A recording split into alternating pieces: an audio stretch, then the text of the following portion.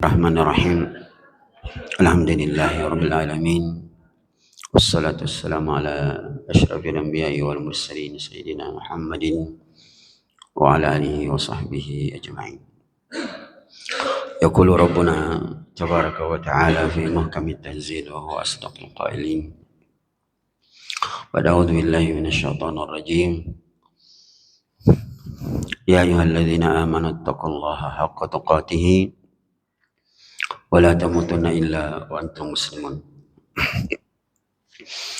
Allahumma salli wa sallim ala nabiyyina wa habibina wa qudwatina Muhammad sallallahu alaihi wa alihi wasallam. Allahumma 'allimna bima yanfa'una wanfa'na bima 'allamtana wa zidna ilman warzuqna fahman. Assalamualaikum warahmatullahi wabarakatuh.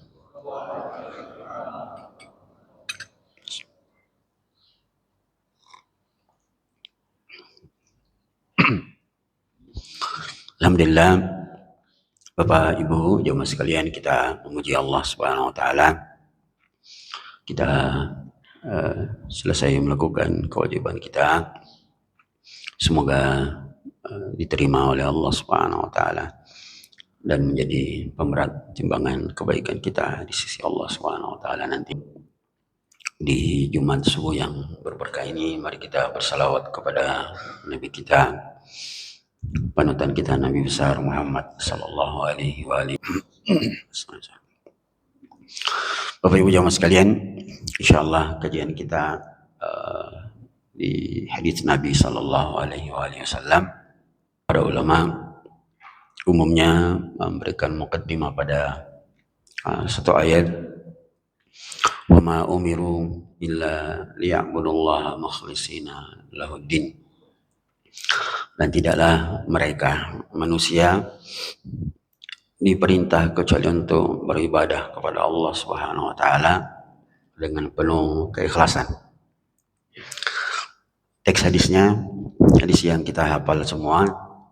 Rasulullah sallallahu alaihi wasallam bersabda, wa an amiril mu'minin Abu Hafs Umar bin Khattab radhiyallahu an qala Rasulullah sallallahu alaihi wasallam, innamal a'malu binniyat wa innama likulli imri'in ma nawa wa man kanat hijratuhu ila Allah wa rasulih fa hijratuhu ila Allah wa rasulih wa man kanat hijratuhu ila ad-dunya yusibuha aw imra'atin yankihuha fa hijratuhu ila ma kana ilaihi. Rasulullah sallallahu alaihi wasallam mengatakan dari hadis yang diriwayatkan oleh sahabat yang mulia Abu Hafs. Abu Hafs artinya bapak singa. Umar bin Khattab radhiyallahu an, beliau mengatakan, innamal a'malu binniyat. Sesungguhnya amalan-amalan itu ditentukan oleh niatnya. Wa innama likulli imri'in ma nawa. Dan setiap orang diganjar pahala bergantung niatnya. Faman kanat hijratuhu ila Allah wa rasulih, barang siapa yang berhijrah ikhlas karena Allah dan Rasulnya, maka hijratuhu ila Allah wa rasulih, hijrahnya itu terhitung pahala besar sesuai dengan niatnya karena Allah dan Rasulnya. Wa man kanat hijratuhu lidunya, barang siapa yang berhijrah karena kepentingan dunia, aw imra'atin yankihuha, atau karena ada wanita yang ingin dinikahinya, fa hijratuhu ila ma kana ilaih, maka nilai pahalanya sesuai dengan apa yang diniatkannya. Bapak Ibu jamaah sekalian,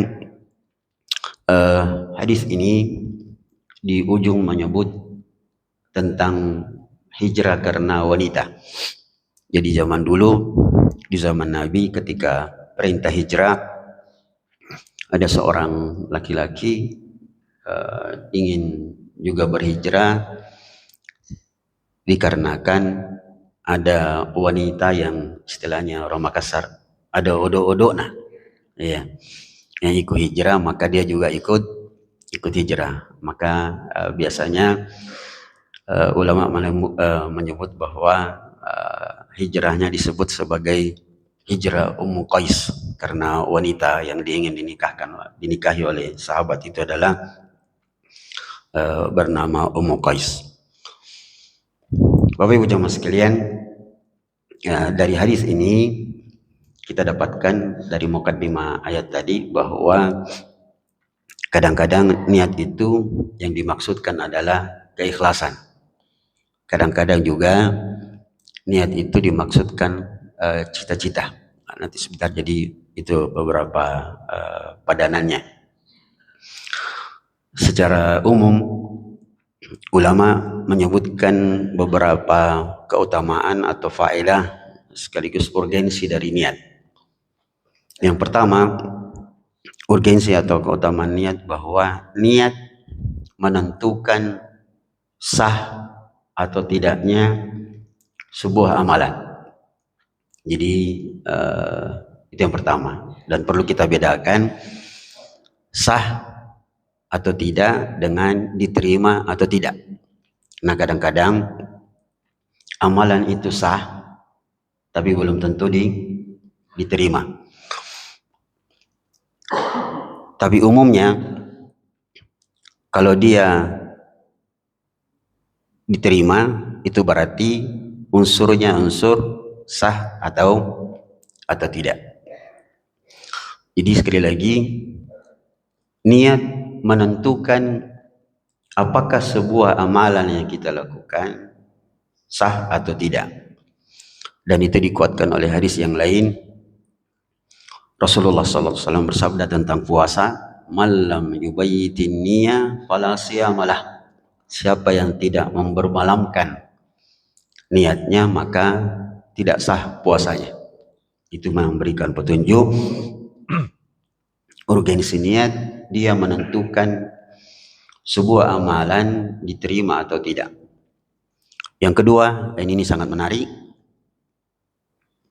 urgensi niat atau keutamaannya bahwa dia bisa merubah amalan yang mubah menjadi ibadah. Contohnya mandi amalan mubah. Kalau orang masuk kamar mandi sekedar untuk bersih-bersih, maka yang dia dapatkan adalah perasaan segar dan bersih-bersih. Tetapi kalau kita masuk kamar mandi lalu berniat, saya mau mandi supaya sebentar saya sholat dengan baik, dengan segar, maka saat itulah niatnya merubah amalan mubah menjadi hal yang bernilai pahala.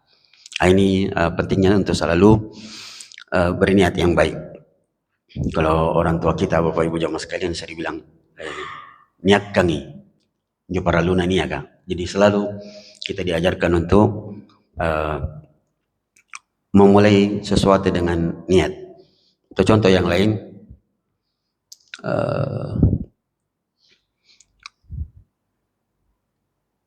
kalau kita tidur malam, coba sama-sama berniat tapi niatnya berbeda. Mau tidur cepat deh, jam 10 sudah tidur mak, supaya saya cepat bangun, supaya badan segar. Apalagi menurut penelitian kedokteran bahwa terutama yang sudah umur 40 tahun ke atas itu sebaiknya tidak tidur di atas jam 11 malam. Jika itu niatnya, maka dia tidak mendapatkan pahala. Tapi kalau niatnya, saya mau tidur cepat deh supaya bisa bangun salat tahajud sekalipun 1 rakaat, maka seandainya pun dia tidak bangun, maka niatnya itu membuat dia mendapatkan pahala. Itu urgensi niat yang kedua. Yang ketiga, bahwa niat menentukan bobot pahala. Jadi dia menentukan bobot pahala. Contoh yang agak konkret, Ibu, Bapak, kita selama ini diajarkan bahwa semua perbuatan baik anak itu pahalanya otomatis ke orang tua. Begitu, Pak Dik? Dan hadisnya memang cukup jelas. Salah satunya misalnya hadis tentang seorang sahabat yang bertanya kepada Rasulullah bahwa, wahai Nabi, bapakku datang minta hartaku. Ya. Bagaimana ini ya Rasulullah? Nampaknya dalam riwayat yang lain disebutkan bahwa anak ini pernah ditinggal oleh bapaknya. Setelah besar, dia kaya, bapaknya datang. Maka Rasulullah sambil tersenyum mengatakan, anta wa maluka li abik. Jangankan hartamu, kamu sendiri adalah milik bapakmu. Yang kalau dibawa kepada konsekuensi hukum, ulama berpendapat, sebagian yang mengatakan bahwa kalau bapak bunuh anak, anak itu bapak tidak dikisas. Kenapa? Karena anak adalah milik sang bapak. Tapi kalau anak bunuh bapak, anaknya dikisas. Secara khusus, hadis itu membuktikan bahwa anak adalah milik bapak. Maka apapun amalan baiknya, maka pahalanya juga secara otomatis mengalir ke orang tua. Tapi perlu dipahami bahwa yang mengalir itu istilahnya racik-racik naji. Dia akan berbeda jika kita melakukan kebaikan itu diniatkan khusus untuk orang tua. Diniatkan khusus untuk orang tua. Misalnya atau dalilnya, seorang sahabat datang kepada Rasulullah mengatakan, wahai Rasulullah, ibu saya meninggal. Bolehkah saya bersedekah atas namanya? Sini memberikan stressing atas namanya. Itu memberikan petunjuk bahwa dia akan semakin besar pahalanya jika kita beramal mengkhususkan orang tua kita. Maka niat itu bisa merubah bobot pahala. Ya. Contoh lain, dia sama-sama ibadah, tapi dia akan dirubah bobot pahalanya oleh niat.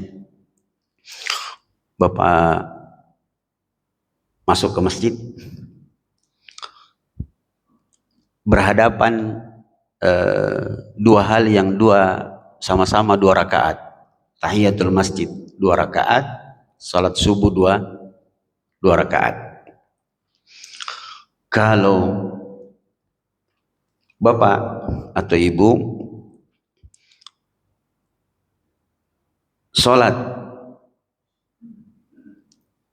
subuh 2 rakaat, lalu meniatkan itu sudah masuk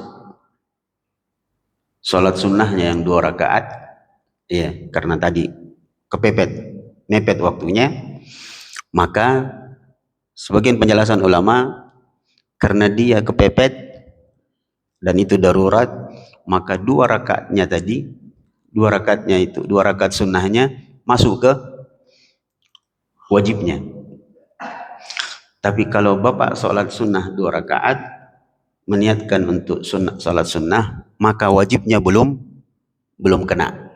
Itu merubah bobot pahala. Tapi yang agak lebih jelas tadi, bahwa ketika kita beramal lalu diniatkan untuk satu hal khusus, maka dia akan lebih besar pahalanya. Itu yang ketiga, bahwa niat menentukan bobot pahala. Yang keempat, dan ini sangat penting, bahwa niat mendatangkan bantuan Allah Subhanahu wa ta'ala. Salah satunya, yang ini sangat penting, tentang utang. Disebutkan dalam riwayat bahwa Rasulullah sallallahu alaihi wasallam bersabda, "Man istadana thumma nawa tasdidahu yusahhilullahu au yuyassiruhullahu qada'ahu." Atau kama qala sallallahu alaihi wasallam. Barang siapa yang meminjam uang, meminjam barang dari saudaranya, lalu dia berniat untuk mengembalikannya, maka Allah akan membantunya untuk mengembalikan utangnya. Dalam riwayat yang lain, 3 golongan yang akan dibantu oleh Allah Subhanahu wa taala. Yang pertama, seorang pemuda yang menikah untuk menjaga kehormatannya, maka Allah akan membantunya. Yang kedua, orang yang berjihad fi sabilillah, dan yang ketiga, orang yang berutang dan berniat untuk mengembalikan utangnya.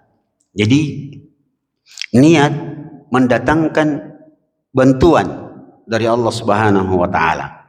Dari sini kalau kita balik logikanya, bahwa kalau orang berutang dan berniat untuk mengembalikannya, Allah membantunya, maka kita akan berkesimpulan bahwa kemungkinan besar kalau ada orang berutang sampai sekarang tidak lunas-lunas utangnya, perlu dicurigai bahwa waktunya berutang dia tidak berniat mengembalikan. Ya Pak ya? Iya. Tapi Pak, saya selalu alhamdulillah dapat pelajaran dari orang-orang kampung. Kalau saya ceramah di kampung, saya di daerah Barombong sana, ada yang kasih tahu saya, bilang, "Ustaz,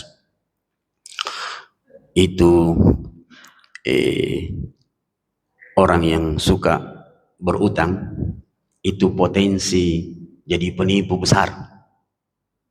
Besar sekali potensinya jadi penipu. Kenapa?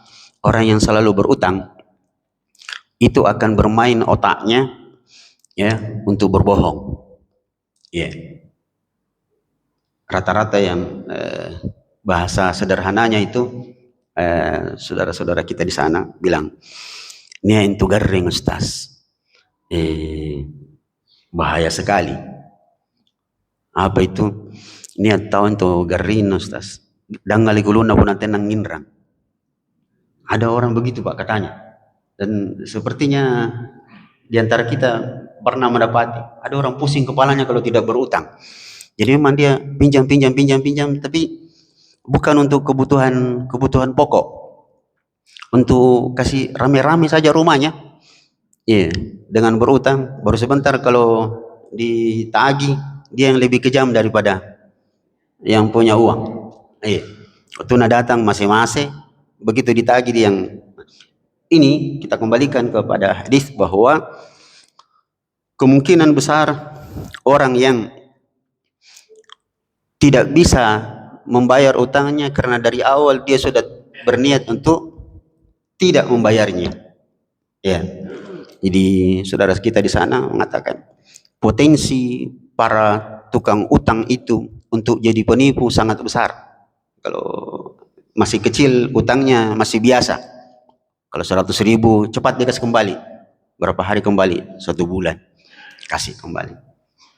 Lama-lama 1 juta, sudah mulai tunda-tunda. Besar, 3 cicilan pertama jina bayar, sudah itu lari nih. Ini bahaya. Kita kembali kepada fokus kita bahwa niat itu mendatangkan bantuan Allah Subhanahu wa taala. Yang keempat, yang keberapa? 5 di. Yang kelima,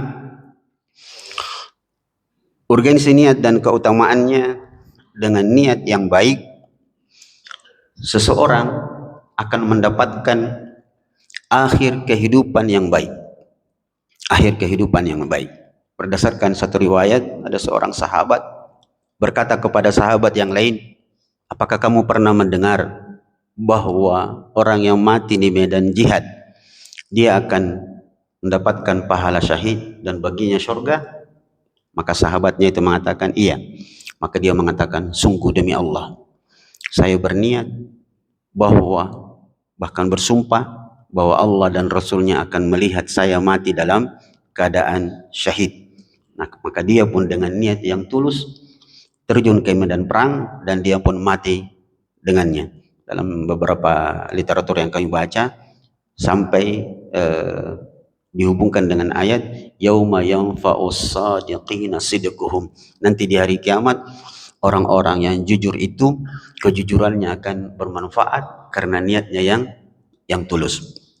Yang terakhir, Bapak Ibu jamaah sekalian, urgensi niat adalah niat. Kalau tadi akhir kehidupan, niat mempengaruhi pola hidup seseorang, dia akan bahagia atau tidak dengan pola kehidupannya itu.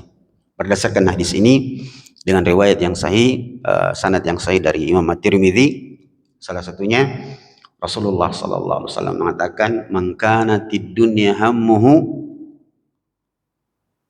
barang siapa yang menjadikan dunia niatnya, fokusnya, tujuan hidupnya, farraqallahu syamlah, Allah akan memporak-porandakan hatinya.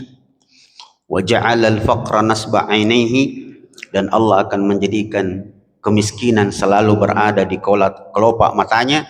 Wa ma atathu dunya illa ma qutiralah, dan dunia tidak akan datang kepadanya kecuali apa yang telah ditakdirkan untuknya. Jadi siapa yang menjadikan dunia cita-citanya, istilahnya judul di kepalanya cuma satu, dunia, maka apa efeknya? Allah akan memporak-porandakan hatinya. Dia tidak fokus dalam kehidupan. Wa ja'alal faqra nasba 'ainaihi, dia selalu miskin, merasa miskin, padahal banyak hartanya, selalu merasa kurang. Dan dunia tidak akan datang kepadanya kecuali apa yang telah ditakdirkan untuknya. Wa man kanatil akhirah hammuhu, barang siapa yang menjadikan akhirat sebagai tujuan hidupnya, fokusnya, niatnya, wahadallahu syamlah, Allah akan menjadikan fokus pada hatinya. Wa ja'alallahu ginahu fi qalbihi, Allah akan membuat hatinya selalu merasa kaya.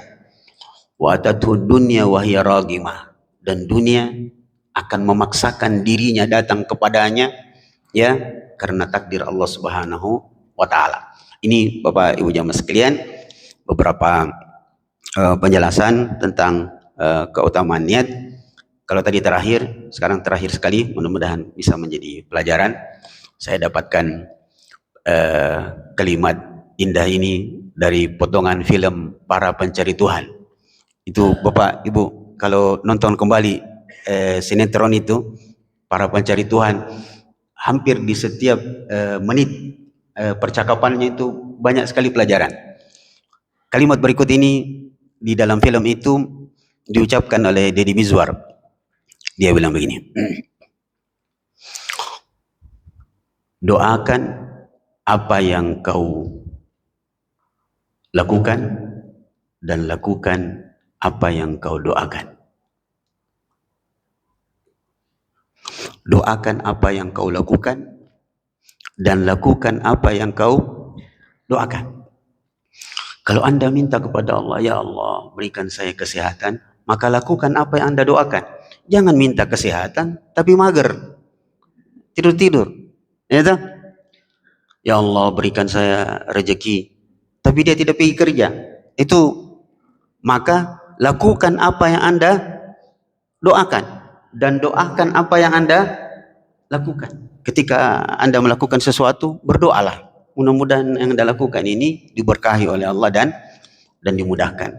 Sekali lagi, doakan apa yang Anda lakukan dan lakukan apa yang Anda doakan. Semoga dengannya, ya, kita mendapatkan kebaikan dan keberkahan, dan semuanya membutuhkan niat. Dan itu akan merubah keadaan kita dengan niat-niat yang baik. Ini saja Bapak Ibu jamaah sekalian, mudah-mudahan bisa menambah pengetahuan kita. Semoga Allah selalu memberkahi kita sekalian. Wassallallahu ala Muhammadin wa ala alihi wa sahbihi wasallam. Assalamualaikum warahmatullahi wabarakatuh.